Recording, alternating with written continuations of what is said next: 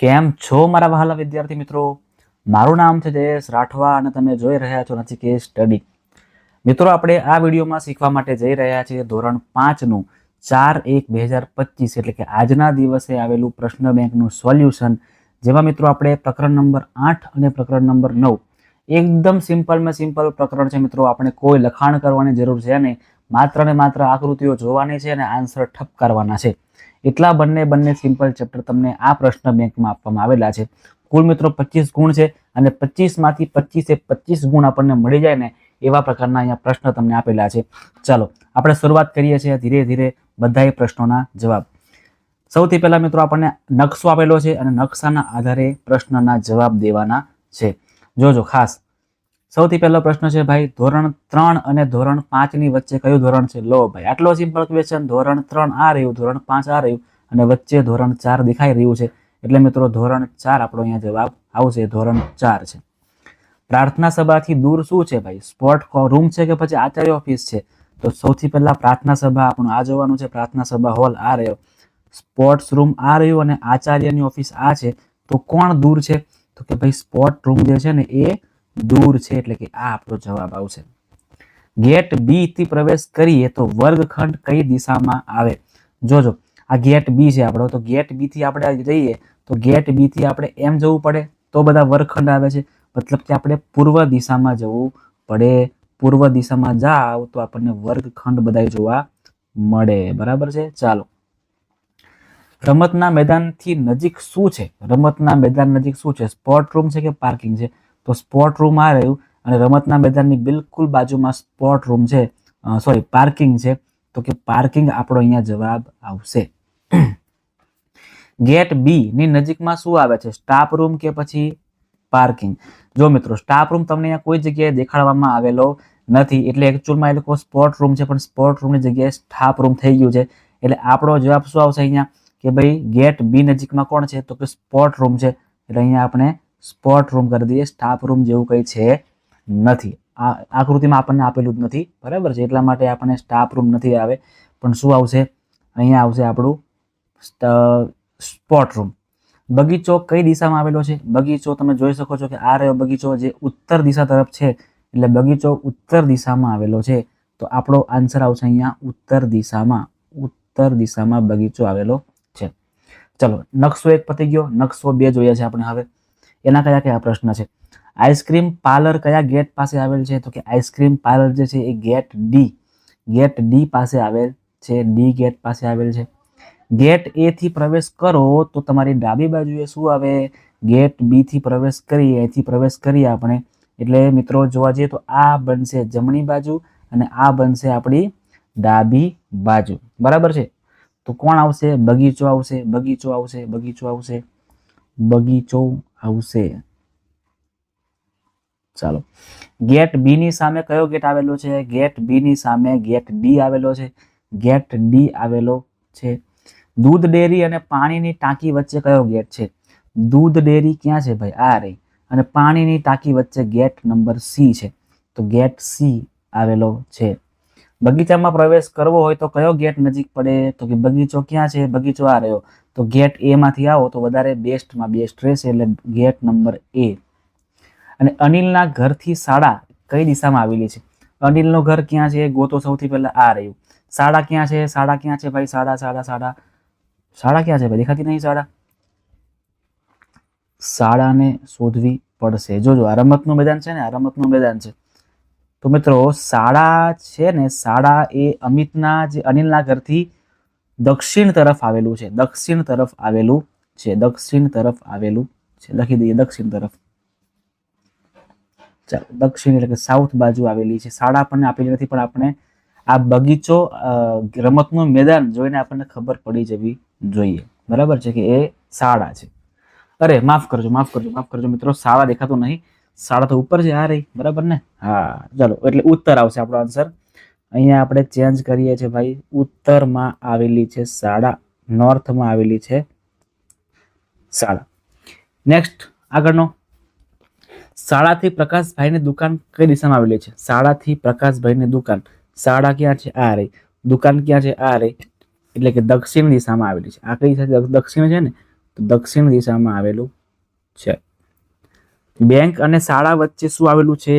Bank અને શાળા વચ્ચે આંગણવાડી આવેલી છે નાના છોકરાઓ માટેની. તો આપણો આન્સર શું આવશે? આંગણવાડી આવેલી છે. પોસ્ટ ઓફિસથી મંદિર કઈ દિશામાં આવેલું છે? પોસ્ટ ઓફિસથી મંદિર એટલે કે આ બાજુ એટલે કે પૂર્વ દિશામાં આવેલું છે. પૂર્વ દિશામાં આવેલું છે. પૂર્વ લખવાનું છે આપણે. બસ સ્ટેશનથી ઉત્તરે શું આવેલું છે? આંગણવાડી કે દૂધ ડેરી? બસ સ્ટેશન, સૌથી પહેલા બસ સ્ટેશન આ રહ્યું અને ઉત્તરમાં એટલે ઉપર જાવ એટલે આંગણવાડી આવેલી છે ભાઈ. આંગણવાડી આવેલી છે, દૂધ ડેરી આવેલી નથી. બેંક શાળાની કઈ દિશામાં આવેલી છે? બેંક ક્યાં છે? આ રહી. શાળા આ છે. તો કઈ દિશામાં છે ભાઈ? તો કે ઉત્તર ના આવે, દિશા આપણે આ જોવાની છે એટલે કે આ દિશા એટલે કઈ કહેવાય? પૂર્વ દિશામાં આવેલી છે. બેંક શાળાની પૂર્વ તરફ આવેલી છે. તળાવથી બસ સ્ટેન્ડ કઈ દિશામાં આવેલું છે? તળાવ ગોતો તો આ રહ્યું અને બસ સ્ટેન્ડ આ રહ્યું એટલે કે ઉપર તરફ જાવ એટલે કે ઉત્તર તરફ આવેલું છે. ઉત્તર આપણો જવાબ અહીંયા બનશે. ચલો પતી ગયું છે. આગળ નકશા પરથી ફરી આપણે આન્સર આપવાના છે. ઓકે, વાંધો નહીં. બગીચો મંદિરની કઈ દિશામાં આવેલો છે? બગીચો મંદિરની, તો બગીચો ક્યાં છે ભાઈ? બગીચો આ બગીચો. મંદિર ક્યાં છે? આ રહ્યો. તો કઈ દિશા? દક્ષિણ દિશામાં આવ્યો છે. દક્ષિણ આપણો જવાબ થશે. ઓપ્શન ડી આપણો રાઈટ આન્સર બનશે. રેલવે સ્ટેશનથી શાળાનું અંતર કેટલા કિમી છે? રેલવે સ્ટેશનથી શાળાનું અંતર કેટલું છે? તો કે સાહેબ 6 કિલોમીટર જેટલું છે. તો 6 કિમી એટલે ડી ઓપ્શન સાચો બનશે. મંદિરની પૂર્વ દિશામાં શું આવેલું છે? મંદિરની પૂર્વ દિશામાં એટલે કે આ બાજુની સાઈડે કોલોની દેખાઈ રહી છે. કોલોની, તો કોલોની આપણો જવાબ બનશે. કોલોનીથી શાળાનું અંતર કેટલું થાય? કોલોનીથી શાળાનું અંતર, તો કોલોનીથી મંદિર 4 અને મંદિરથી 4.5 એટલે કે 4 ને 4 8 કિલોમીટર છે. 8 કિલોમીટર છે. મંદિર એ શાળાની કઈ દિશામાં આવેલું છે? મંદિર એ શાળાની કઈ દિશામાં? તો કે શાળાથી મંદિર જો તો પૂર્વમાં જવું પડે એટલે કે પૂર્વ દિશામાં મંદિર આવેલું છે. શાળાની પૂર્વ દિશામાં સૂર્ય ઉગે એ દિશા. કયું અંતર સૌથી વધુ છે? શાળાથી કોલોની, ગ્રામ પંચાયતથી બગીચો, શાળાથી બગીચો કે પછી શાળાથી ગ્રામ પંચાયત? આમાં એકદમ ધ્યાનથી જોવું પડશે આપણે, ગણવા જ પડશે ભાઈ, કારણ કે આમાં ઉપર નીચે કરી છે ને આપણે. સૌથી પહેલા આપણે આ ગણી લઈએ. શાળાથી કોલોની કેટલું છે? તો કે શાળાથી કોલોની છે 8 કિલોમીટર. અહીંયા 8 લખી દઈએ. ગ્રામ પંચાયતથી બગીચો, ગ્રામ પંચાયતથી બગીચો ક્યાં છે? આ રહ્યો. 3 ને બીજા 5 કરો એટલે 8 થાય. અરે વાહ, સેમ ટુ સેમ આયા. શાળાથી બગીચો કરો તો શાળાથી લઈને બગીચો અહીંયા એટલે 4, અહીંયા 4 અને અહીંથી 5. 4 ને 5 કરો એટલે 9 થાય. અને શાળાથી ગ્રામ પંચાયત કેટલું છે? તો કે શાળાથી ગ્રામ પંચાયત 4 અને બીજા 3 એટલે 7 છે. અહીં આપણને આપણો જવાબ મળી ગયો. શાળાથી લઈને બગીચો જે છે ને એ 9 કિમી એટલે કે સૌથી વધારે છે. બરાબર છે. ચાલો ફરીથી એવો ક્વેશ્ચન આવ્યો. શાળા એ બાગની કઈ દિશામાં આવેલ છે? શાળા એ બાગની પશ્ચિમમાં. અહીંથી આપણે એમ આવવાનું ને, આવી રીતના આવવાનું એટલે કે શાળા એ બાગથી પશ્ચિમ તરફ આવેલું ગણાય. મંદિરથી કોલોનીનું અંતર કેટલું છે? મંદિરથી લઈને કોલોનીનું અંતર 4 અને બીજા 7 એટલે 4 ને 7 11 કિલોમીટર છે. રેલવે સ્ટેશન એ બાગની કઈ દિશામાં આવેલું છે? રેલવે સ્ટેશન એ બાગની પશ્ચિમમાં આવેલું કહેવાય. પશ્ચિમમાં આવેલું કહેવાય. શાળાથી કોલોનીનું અંતર કેટલું છે? શાળા ક્યાં છે? આ રહી. અને કોલોની આ રહી એટલે કે 7 કિમીનું અંતર છે સાહેબ. 7 કિમીનું અંતર છે. ચલો 7 કિમી. બાગથી રેલવે સ્ટેશનનું અંતર જણાવો. બાગથી રેલવે સ્ટેશનનું અંતર 3 ને બીજા 6 કરો એટલે 9 કિલોમીટર થાય. 9 કિમી થશે. કયું અંતર સૌથી વધુ છે? જો ફરી ગણવા પડશે અહીંયા. મંદિરથી શાળા કેટલું છે? મંદિરથી શાળા 4 છે. શાળાથી કોલોની કેટલું છે? શાળાથી આ કોલોની 7 છે. રેલવે સ્ટેશનથી બાગ, રેલવે સ્ટેશન આ રહ્યું અને બાગ આ રહ્યું તો 6 આ અને બીજા 3 એટલે 6 ને 3 9. અને મંદિરથી કોલોની 4 અને બીજા 7 એટલે 11 છે. મતલબ કે કયું અંતર વધુ છે? મંદિરથી લઈને કોલોનીનું અંતર વધારે છે. 11 કિલોમીટર છે. ચાલો આગળનો પછી નવો આલેખ. કેશવના ઘરથી કેશવના ઘરથી હોસ્પિટલનું અંતર શોધો. કેશવનું ઘર ક્યાં છે ભાઈ? આ રહ્યું. હોસ્પિટલ આ રહી. તો અહીંથી 3 આવશે, 3 થી પછી પાછા 5 જશે એટલે 3 ને 5 8 કિલોમીટર, 8 કિમી. કોલોનીથી મંદિર કઈ દિશામાં આવેલું છે? કોલોનીથી મંદિર એ પશ્ચિમમાં, જો તમે અહીંયા પશ્ચિમમાં આવેલું છે. ક્યાં આવેલું છે? પશ્ચિમમાં આવેલું છે. મંદિર અને કોલોની વચ્ચેનું અંતર જણાવો. કોલોની આ રહ્યું, મંદિર આ રહ્યું, એટલે કે 5 અને બીજા 6. 6 ને 5 કેટલા થાય મારા વહાલા વિદ્યાર્થી મિત્રો? 11 થાય. કોલોનીથી ડેરી કઈ દિશા તરફ આવેલી છે? કોલોનીથી ડેરી, કોલોનીથી ડેરી જોવો ચાલો. તો કોલોની આ રહી, ડેરી એની ઉપર જ છે, તો કે 7 કિમીના અંતરે આવેલી છે. અચ્છા, દિશા જોઈએ છે આપણને? ઓકે, વાંધો નહીં. તો કે ઉત્તરમાં આવેલી છે. ઉપર એટલે કઈ દિશા છે અહીંયા? ઉત્તર. ઉત્તર દિશામાં આવેલું છે. કેશવના ઘરથી લઈને કોલોનીનું અંતર શોધવાનું છે. કેશવનું ઘર અને અહીંથી કોલોની. કેશવ અહીંથી અહીંયા આવશે 3 કિમી, અહીંથી 5 કિમી, એટલે 3 ને 5 8 થાય, ને 8 થી બીજા 6 જાઓ એટલે 14 કિલોમીટર, 14 કિમી થશે. કેશવના ઘરથી સૌથી દૂરનું સ્થળ કયું છે? તો કેશવના ઘરથી સૌથી દૂરનું સ્થળ મિત્રો મને લાગે ત્યાં સુધી ડેરી છે. કેમ ખબર છે?